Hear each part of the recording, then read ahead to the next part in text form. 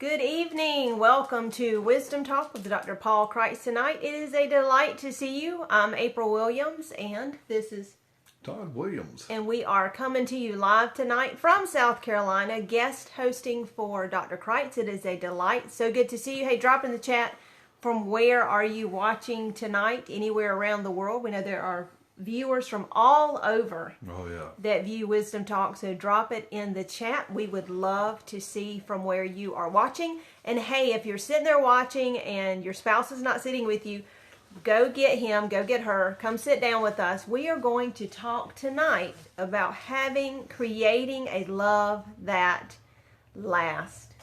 Since Valentine's Day, in case some of you didn't know, Valentine's Day is Sunday. For all you men out there, Valentine's Day is Sunday. So don't forget. So we wanted to talk about tonight, having that love that lasts, so important. I didn't want to just call this having a successful marriage, because that's kind of different, looks different to different people. And so it's kind of an ambiguous term. But I wanted to talk about having a love that lasts. So, hey, and drop into the chat, hey, Joy. I'm glad that Philip's watching. I'm sure he'll have some comments. And Bonnie Kreitz, it's good to see you tonight. So if you are married too, I wanted to encourage you to drop it in the chat. How long have you been married? That would be so interesting to hear. Some of you have been married less than we have. Some of you have probably been married longer than we have. We've been married 25 years this year. So this year would be 25 years that we've been married. I know Philip and Joy have been married the same. Joy and Philip are some of our best friends. We used to double date back in the day. And they got married the same year we did, 1996. So some of you have been married longer than that, and some, Philip's already commenting. Too long. Define too long. So, hey, so drop in the chat, some of you. So like I said, if your spouse is not with you, go grab him, go grab her. We're going to have a fun conversation tonight.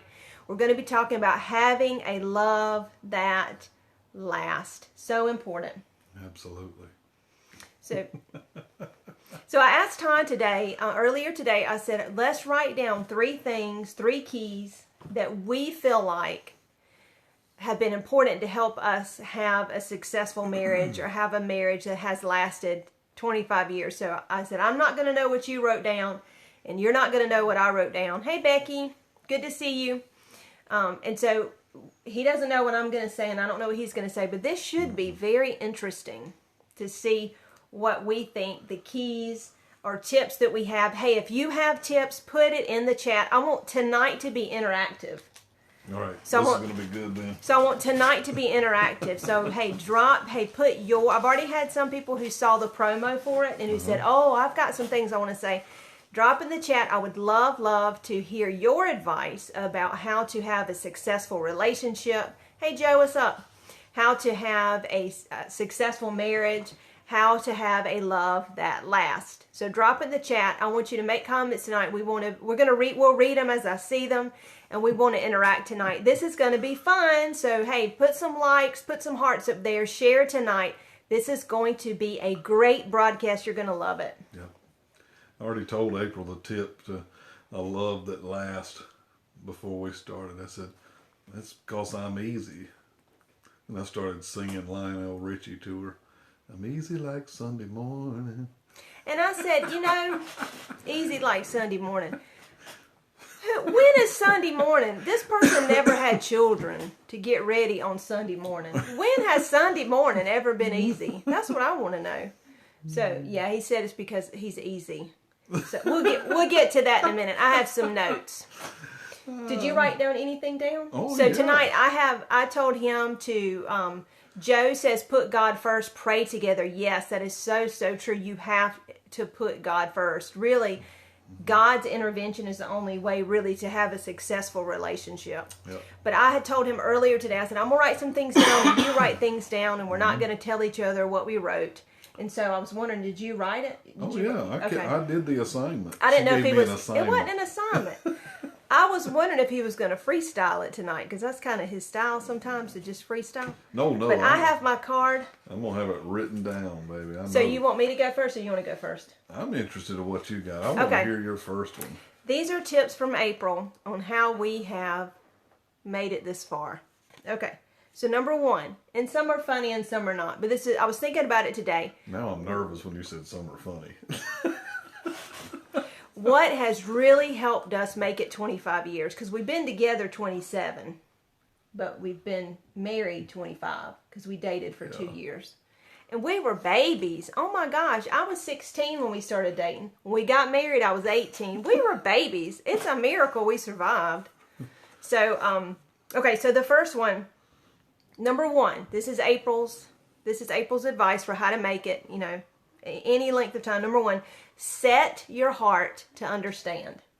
Set your heart to understand. You say, what do you mean? What does that mean?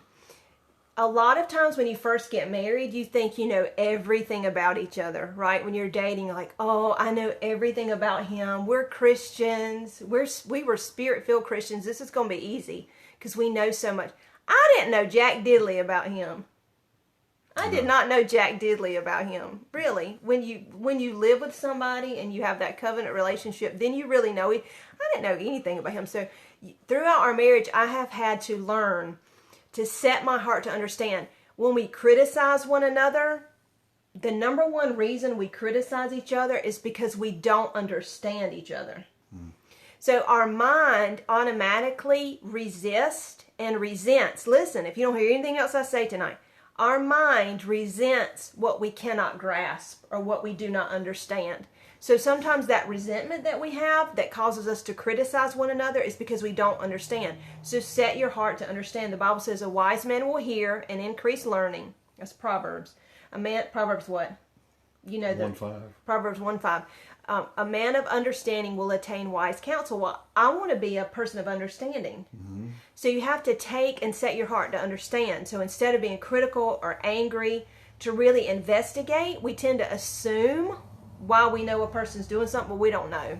All right, so I've got to ask this question. We really don't know. So number one, set your heart to understand. Okay. After 25 years, do you understand me? It's a work in progress. Thank you, because I was going to say, if any man says that he understands a woman, he is sitting on a throne of lies. Number two. Wait, don't I get to go? Oh, you want to go volley back and forth? Yeah, okay. Volley back and forth. Let me dig out my list. Oh, here. Lord, he's got a list in his pocket. Let's see what it is. Oh, it's short, y'all. It's short. Don't be peeking. Okay, what's Todd's number one? Okay, number one for... You notice that he had to go right after me, my number one. He's kind of competitive, y'all, if y'all didn't know that. So April went, now how he goes. Okay, number one. Well, I just thought we could go back and forth. Okay, here. number one. This is a love that lasts. Todd's number one. Listening. That's what I put down. Actually, I put down conversation, but I put down listening. Okay. Because men have a way to like hear things, but not listen. Do tell. Do tell. Like, I could be watching years ago, I could be watching a soccer match, right? And you could be talking, and I would be tuned into that game. And I heard you, but then I didn't, because you'd say, did you hear what I said? Uh-huh. But he was lying? He was just lying. Lying. So I'm saying that because I had to learn to listen. Say it louder for the men in the back. For all you guys in the back, we have to learn to listen. That's interesting you said that, because I have that for number two. What? Number two, I have... You didn't listen to me? Really listen. And when especially now that you had, so as far as your advice to other men, from a man's point of view, you're saying a lot of times that maybe you're distracted and so you're kind of tuning out. So you're saying, just really hone in and listen. Yeah, this listen. one, She said Becky said an he honest is, man. Becky, he is. So number two, April's number two, really listen. Listen beyond the words and beyond just the emotion, and try to hear what he's really saying, because a lot of times, not all the time, a man will express what he's saying and it sounds angry or irritated. But if you can go beyond that, just don't even react to that. Just go kind of beyond that and listen to what he's really saying. So instead of the anger or irritation, it may be disappointment. Yeah. It may be it's probably not even anger toward you at all. It's just anger with the situation. But if you just go beyond the emotion of it and beyond the superficial layer of words and think, what is he really saying? Yeah. Because we just kind of want to react. Mm-hmm. And sometimes, not all the time, men feel safer expressing emotion in an angry way. But just kind of to get beyond that and think, he's not really angry with me. What's he really saying? This reminds me of what Dr. Kreitz said.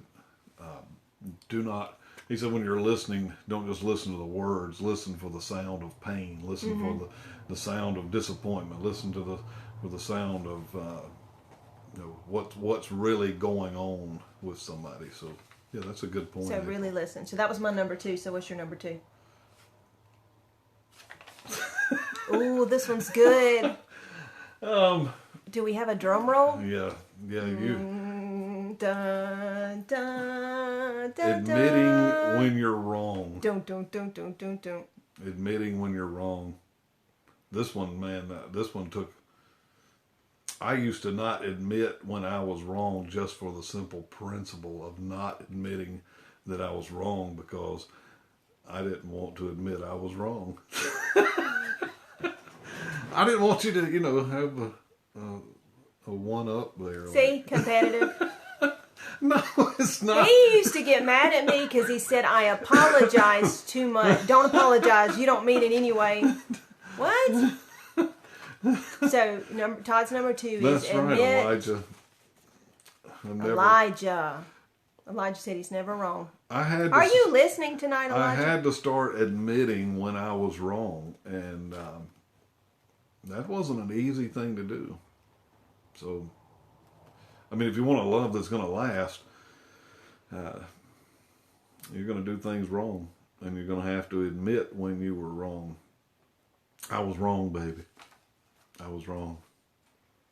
I remember one of the first times I apologized to you, you were like... I was momentarily shocked. You realize that if you don't don't always have to just say you're wrong. Sometimes it's a misunderstanding. Sometimes, but there were times that I was wrong. I was wrong. I may have been wrong about my attitude. I may have been wrong about my approach.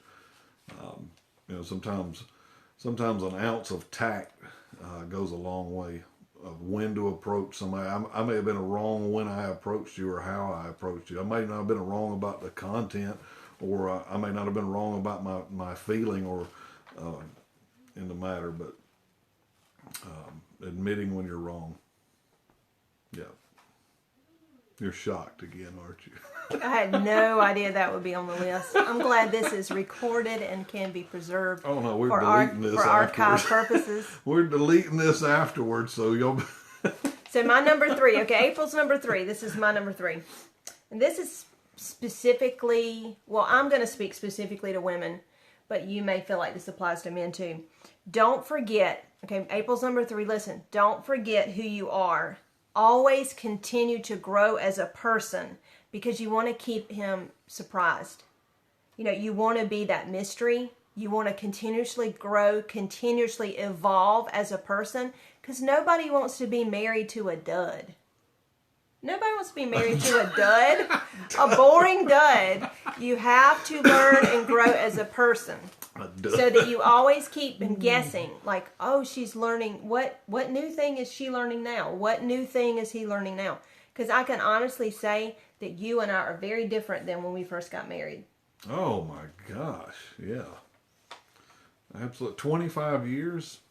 But you always want to grow and learn. You don't, because that makes you interesting. So if a person's always the same, oh, what's your wife going to be doing tonight? Oh, she'll probably be watching TV. I mean, that's boring. What new thing are you... In fact, I ask this when I do interviews. I'm a manager, and so when I'm interviewing people for a job, for new hires, when I'm interviewing the candidates, that's one of my questions I ask on my interview. I ask, what new thing have you learned lately? Because it tells you a lot about a person. Is this a lifelong learner? Is this a person who's always striving to be better, striving to do more? So Todd is always doing some kind of project, something new. I learned how to admit when I was wrong. Like recently? Or anyway, so I always learn that personal growth. I had to. You I were think that's always important. right. Oh my gosh. I have never said I was always right. No. Men have to admit at some point that their wife is probably right 90% of the time. No. That's not a prerequisite. It's probably close, but we wouldn't admit that. We'll hold our ground. We're going to hold the line, you know. Hold the line, man. Hold the line. So don't forget when you get married in a relationship, don't forget who you are. Always strive for personal growth and to learn something new. I think it makes a woman more interesting because it's kind of a surprise. Because it's like, what are you doing now?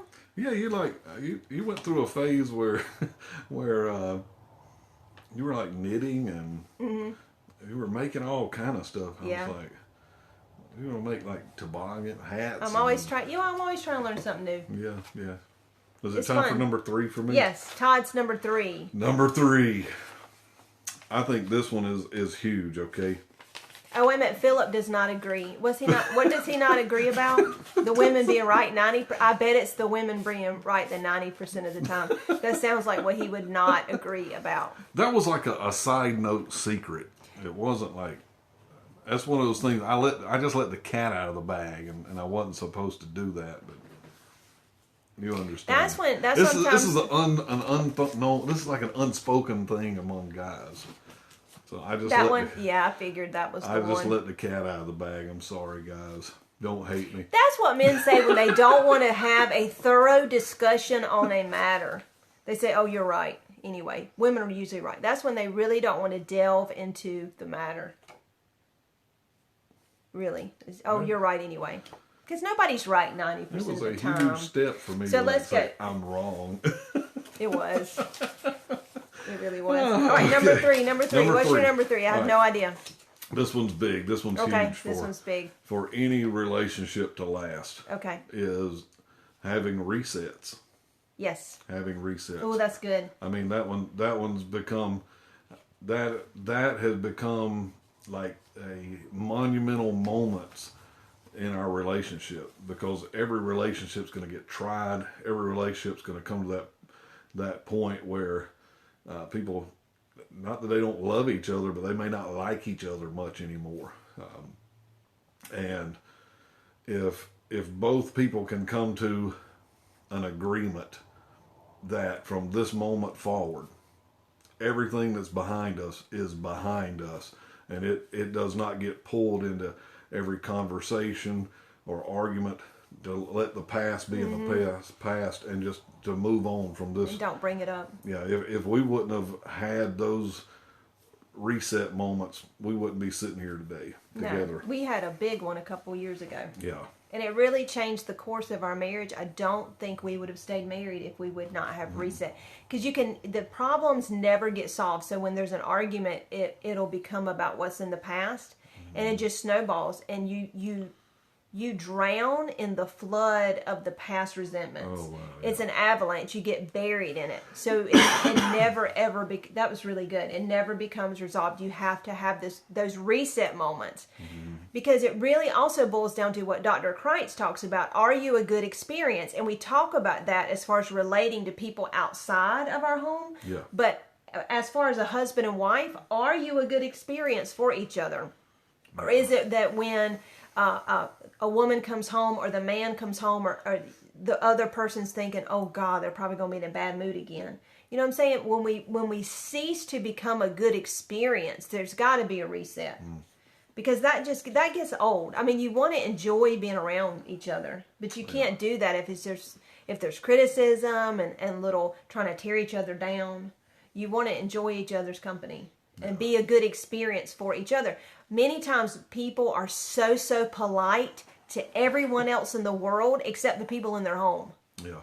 So they're so courteous, opening doors, being kind, all these things, except the people that live right in their home. And Yeah. that's a shame. It shouldn't be that way. It should be the other way around. That we show the most kindness, the most courtesy, the most politeness to the people that live in our home with us. Yeah, I mean, any relationship, especially a marital relationship, it's going to get tried. I mean, the honeymoon wears off, and the newness wears off, and and everything that you didn't know before you were married becomes reality. And sometimes people wind up where they've had such knockdown dragouts, they don't even like each other anymore. Mm-hmm. They don't like being around each other. And we had to realize that this is bigger than just children that we have. We have a lot of kids. Yeah, we have 5, and it can't just be about them. No, because one day they won't be here. Yeah, and then what?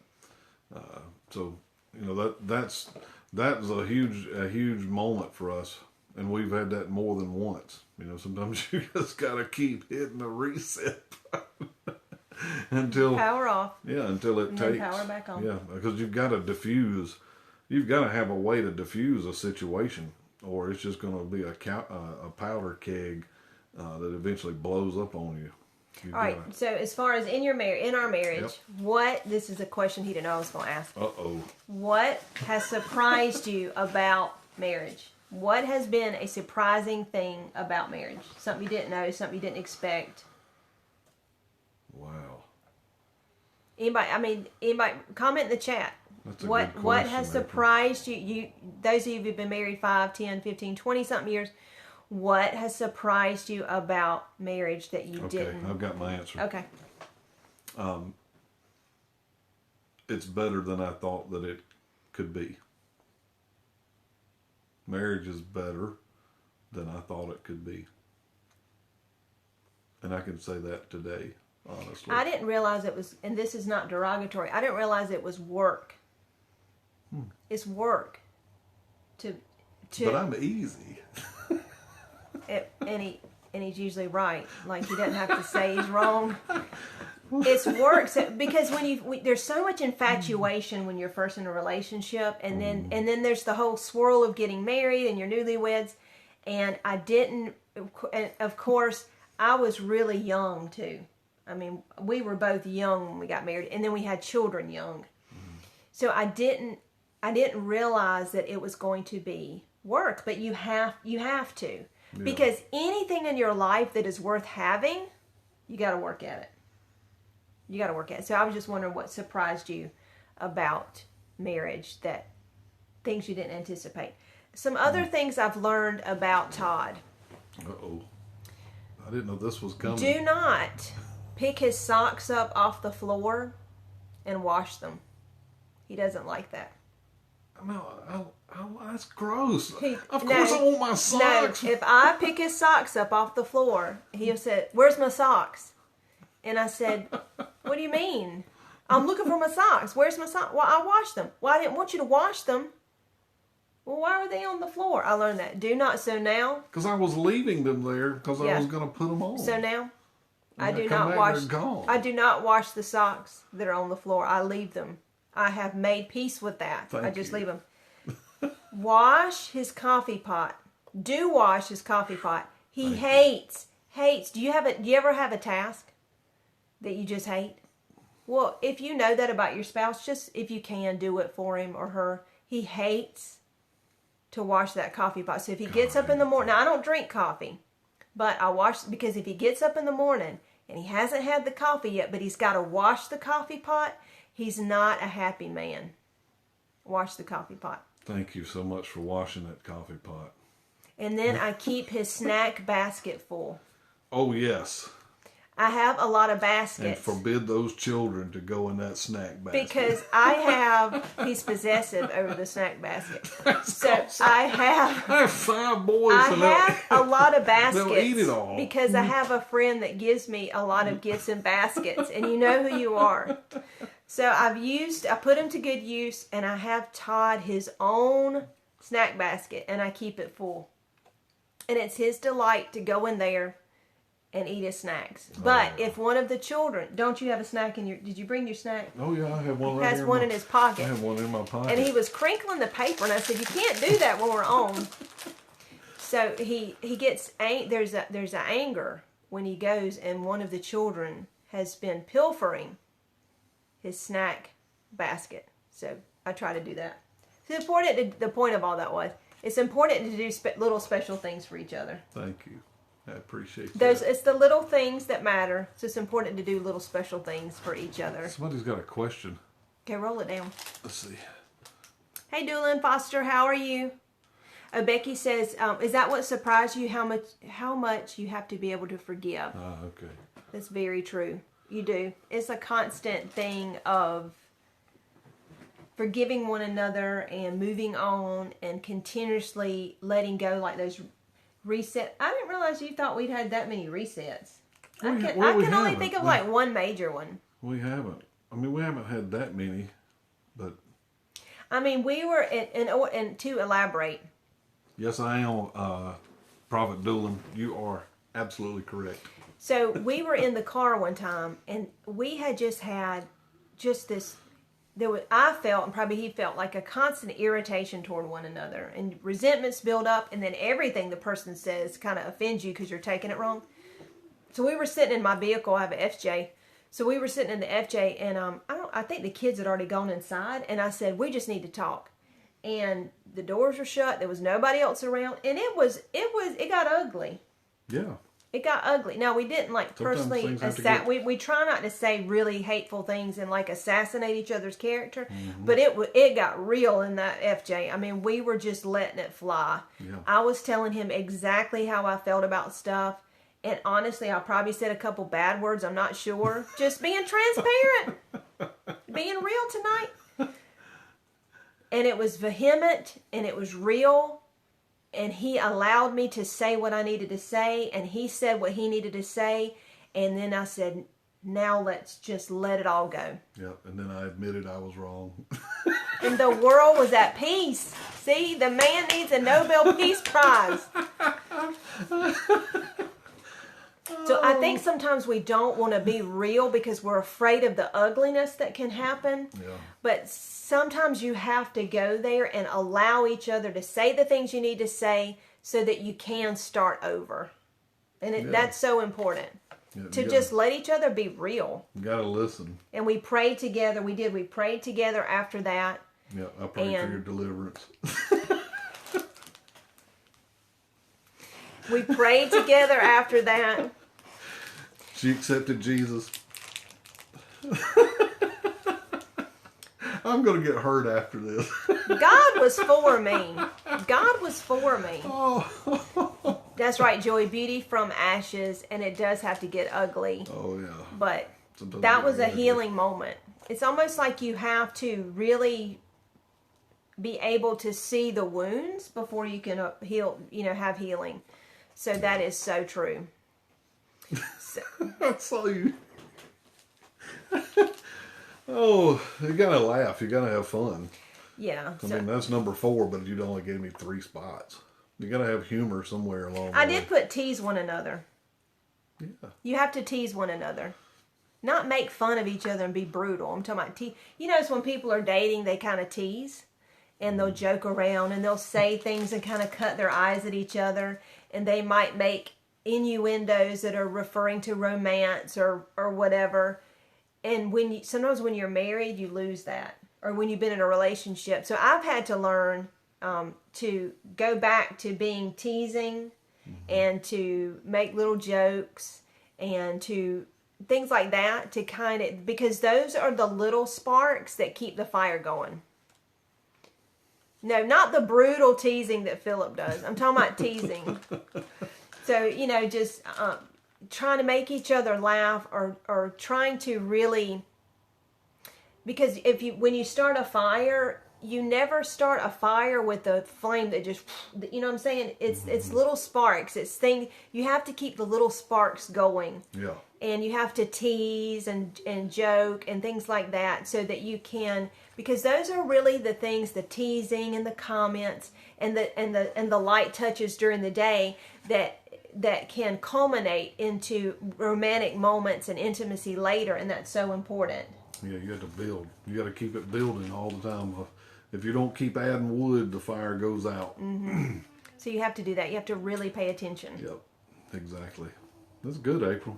Very good. So those are some of the things. We just wanted to come on tonight. It's so fun, all of those that have been on and made comments. I appreciate that so much. I know some of you have been married a while, so you have some really interesting and enlightening things to add. So we just wanted to come on, especially since Valentine's Day is coming up. Wanted to come on. And in fact, I told Todd, was it yesterday we were driving to Rock Hill? And I said, I can't believe that Sunday is Valentine's Day. And he said, oh, Valentine's Day. And I said, forget the 7-year itch. We need to work on the 25-year comatose. No. 25-year comatose, y'all. We got to wake up here. So he laughed when I said that. So, got to break out of it. Got to get Valentine's Day is this Sunday, guys. No excuses. Don't we warned forget. you.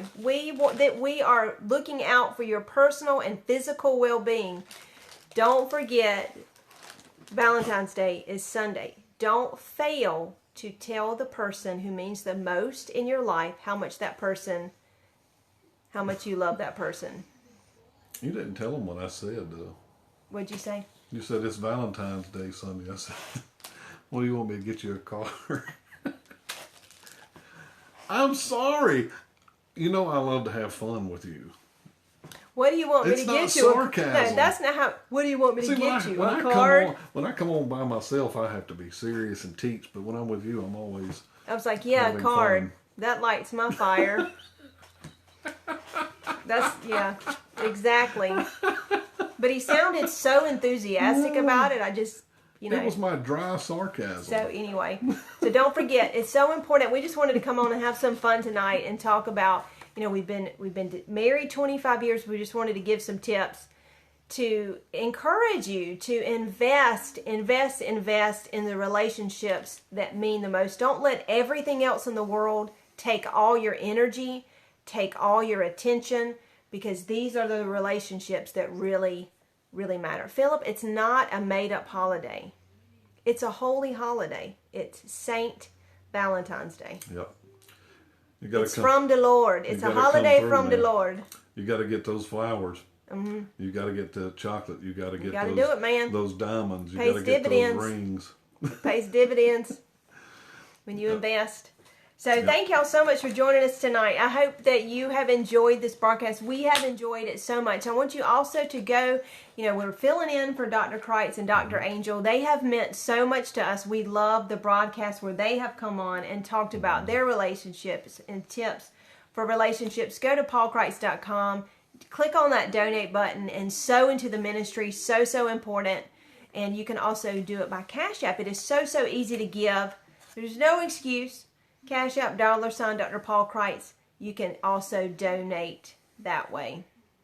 And thank you so much for joining me. I hope you all have. Now, tomorrow night, Wisdom Talk will be on again. It'll be Dr. Arlen Smith. Mm-hmm. You will love Dr. Arlen. He always has an encouraging word about walking in faith. I mean, it will really, really encourage you. So don't miss that. That will be Wednesday and Thursday is Dr. Arlen Smith. We love you too, Becky. So good to see all of y'all tonight. So I hope you all have a wonderful Valentine's Day. We want you to know that we love you. You are our family, and we appreciate you so much. And we hope you all have a wonderful evening. Good night. Night.